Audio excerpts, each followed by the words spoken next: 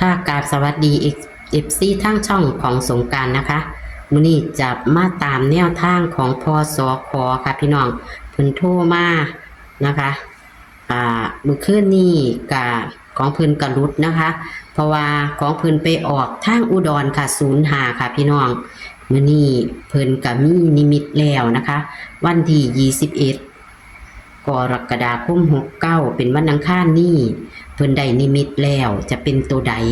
เข้าไปรับชมรับฟังกันได้เลยค่ะ สวัสดีค่ะพ่อสวัสดีครับค่ะพ่อโทรมาแม่นบ่ว่าหั่นครับพอดีผมอยากบอกให้ฟังเพราะว่าบางที่ผมสิมีธุระไปเลยอยู่บ่ได้อธิบายให้ย่าแม่ฟังผลเป็นจังได๋ล่ะย่าแม่บัดนี้อัน5005ไปออกทางอุบลแม่พ่อแต่เสียดายหนูก็ซื้อนำเด้เมื่อวานนี่แต่ว่ามันเกิดขึ้นเมื่อคืนนี่ชัดเจนเลยแม่ย่าแม่ค่ะอันเอาแต่ตัวที่ผมสิบอกนี่ผมสิบ่มีเวลาอธิบายให้ฟังเด้อค่ะมันสิอย่างอยู่ตัวเดียวคือว่าอันกระต๊อบนี่มันสิมาแต่เลข4เป็นของมื้อนี้เป็นของแต่ว่ามันสิมีตัวเดียวคือว่าหลังจากกันถ้าจอมพื้นรุ่งนะคะแต่ว่ามันสิเป็นบ่ใช่ว่าผมบ่ได้อธิบายให้ฟังคือว่ามันเป็นหลังคาบ่แม่นหลังคาพื้นราบมันเป็นหลังคามีจั่วนั่นแหละ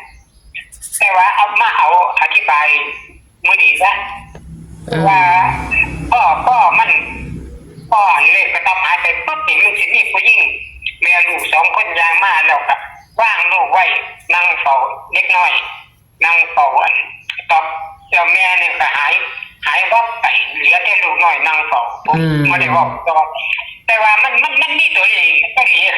ไปถึงเดียวผมก็เลยบอกตั้งตัวเลขนี่มือขึ้นคือไทยมันจะเป็น904กับ204อันนี้มันจะเป็นเลขมื้อนี้บ่แต่ว่าของมื้อนี้มันสิเป็นยืนพื้นมาเลยทั้งเป็นโตทั้งเป็นภาพให้เห็นคือว่ามันสิหกออกก่อนแล้วก็เป็น14นี่ล่ะ14นี่อาจสิกลับได้เป็นตัวกันเด้อย่าแม่เด้อเอาเป็นอาจสิกลับได้เป็นตัวกันจังว่าเอาเป็น614บ่พ่อครับ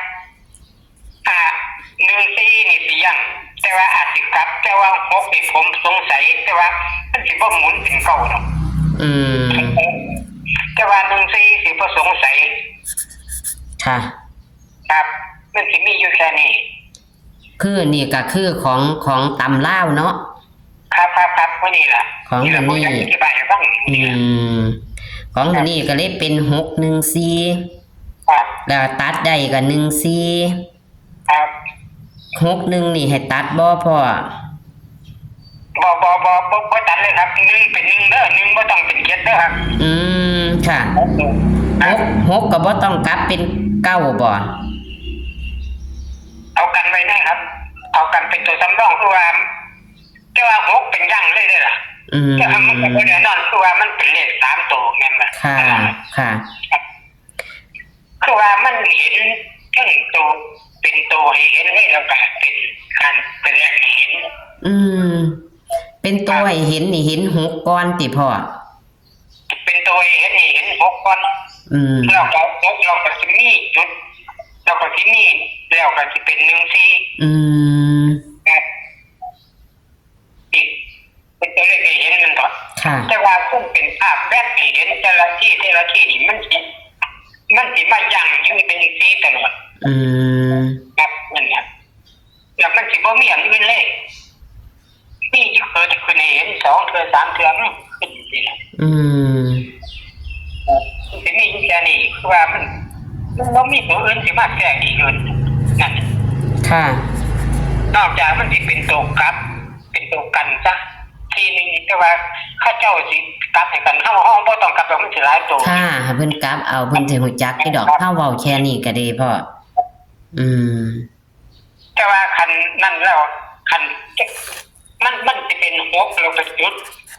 1 4เอาแค่นั้นน่ะใช่ ค่ะ ไหม ค่ะ ครับ ก็เลยเป็นเลข3ตัวก็เลยเป็น614ก็เลยเห็น แต่ ค่ะ ว่ามันเป็นมาจากน้อยมันเป็นมาจากน้อยเช่นความเป็น1 4ค่ะ แต่ว่าเฮาก็ต้องเขียน เลี้ยงกันเนี่ย ค่ะ แต่ว่าเฮาก็ต้องเขียน614ล่ะพ่อเพราะว่ามันเห็น ครับนั่น เพราะว่ามันเป็น3ตัวมันก็ซ้ำให้เห็น3ตัวนะครับ 3 ตัวนั่นแหละมันเป็นแค่3 ตัว แล้วก็บัดนี้ก็เลยมาเห็นแม่กับลูกแม่นบ่แม่กับลูกนี่พันเล่อันแม่พันหายไปพันเล่เหลือแต่ลูก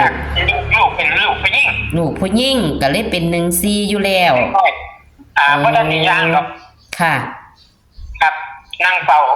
นั่นแหละ นางเฝ้ากระท่อม ครับ แต่ว่ามันก็เป็น14มันก็มาตรงที่พ่อเห็น ครับ ได้มาตรงที่พ่อเห็นอันเป็น14 จังมือขึ้นนี่เด้อมือขึ้นมันเป็นภาพจะว่าพอเป็นตัวเลขหลังจาก614แล้ว ค่ะ มันเป็นผู้ใต้แล้วเป็นผู้ใต้เสียบ่ดงนุ่งแต่กางเกงลิงเพิ่นเดียว ค่ะ ขับว่ากางเกงลิงนี่ล่ะเป็นผู้ใต้แต่ว่าเป็นผู้ใต้รุ่นกลาง อืม แต่บ่แม่นเป็นวัยรุ่นกลางแล้วก็ยืนเดี๋ยวสิถอดกางเกงลิงออกเดี๋ยวสิบ่ถอดเดี๋ยวสิถอดท่านท่าสิถอดแค่ว่าถอดภาพนี้เนี่ยหายไป ค่ะ พอดีภาพนี้หายไปปุ๊บนี่มันสิเป็นต่อไปอีกมันสิเป็นภาพอันเดียวแบบมันวัดเห็นทีเดียวแล้วก็ไม่เป็นภาพประตูคือช่วงประตูลีฟนี่บัดนี้คนเข้าไปในประตูลีฟมัดบัดนี้พ่อจะพอดีมันมีผู้หญิงผู้หนึงสิเฝ้าเข้าไปพอดีสิเฝ้าเข้าไปปุ๊บนี่ประตูลีฟไปปิดงูดันแต่ว่าผู้หญิงผู้นั้นกระโดดออกมาท่านหนึ่ง ค่ะ เราเรียกมันหายขึ้นไปลีฟมันก็ปิดถึงสีเขียวเลื่อนไปเลยผู้หญิงนั่นนางก็ย่ออยู่เสาประตูลีฟอยู่ อืม มันเกิดอันที่สามเกิดอันที่สามนี่มันเป็นเด็กน้อยคือเก่าล่ะเป็นเด็กน้อยเล่นอยู่นี่แหละอันที่สาม ค่ะ นั่นมันก็เป็นของ14นี่ครับ งั้นก็มาเข้ากันที่14คือเก่า นั่นมันมีแค่นี้เด้อเนี่ยแม่เด้อ ค่ะ ครับ ค่ะ ขอบคุณพ่อที่ให้แนวทางค่ะ ครับ ค่ะ สวัสดีค่ะ สวัสดีครับ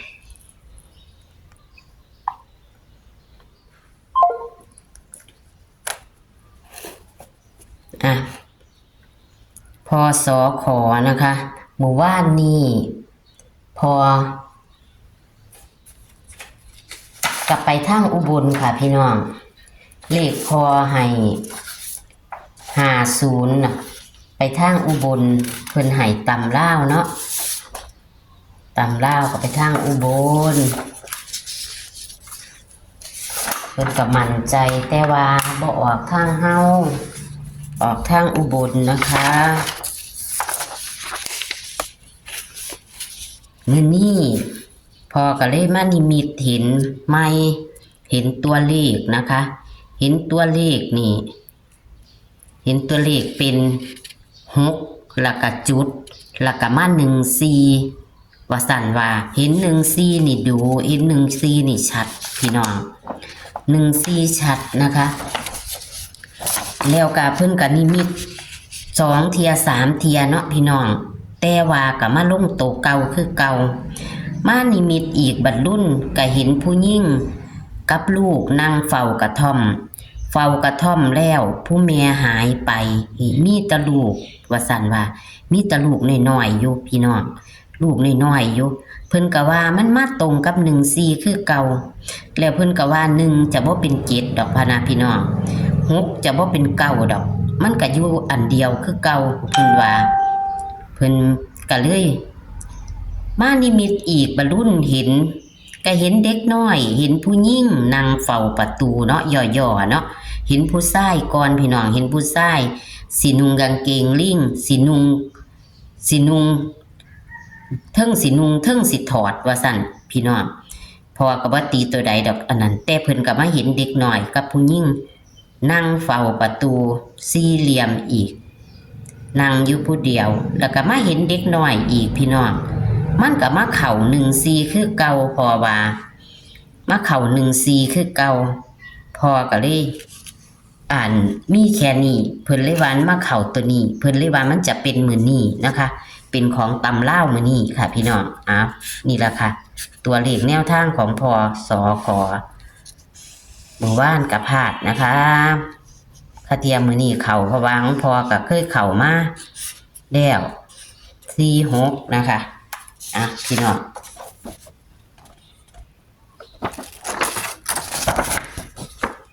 พอหมู่บ้านไปทางอุบลเด้อค่ะพี่น้องทางอุบลกับเบิ่งเอาน้ำเด้อค่ะเพียมันจะไปอีกนะคะ50พอไปทางอุบลพ่อสอขอตำลาวนะคะ21 กรกฎาคม69คือวันอังคารนี้นะคะเพิ่นให้คือเบาไปนะคะ61414เห็นชัดๆพี่น้องเห็นชัดคักก็มูว่าสั่นว่าพี่น้องพอดีพอเพิ่นโทรกลับขึ้นมาอีกพ่อว่างสายแล้ว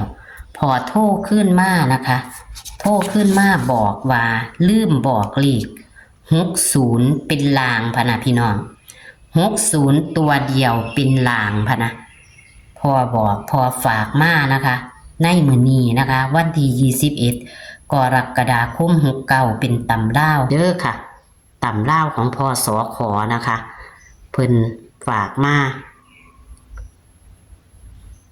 60เป็นล่างตัวหนึ่งเพิ่นลืมข้าวบอกพี่น้องเทิงเพิ่นฝ่าวเพิ่นจะมีธุระไปค่ะโชคมันกับพสขอีกนะคะหักเข่ากับเข่านะคะ46เพิ่นกับเข่าตรงๆนะคะมื้อนี้วันที่21 กรกฎาคมตามล่าวกับพสขก็ให้เข่าอีกขอขอบคุณทุกการรับชมนะคะขอขอบคุณที่กดไลค์กดแชร์เป็นกำลังแรงใจให้กับพสขและช่องของสงกรานต์ค่ะโชคมันค่ะมือแรงนี้นะคะสวัสดีค่ะ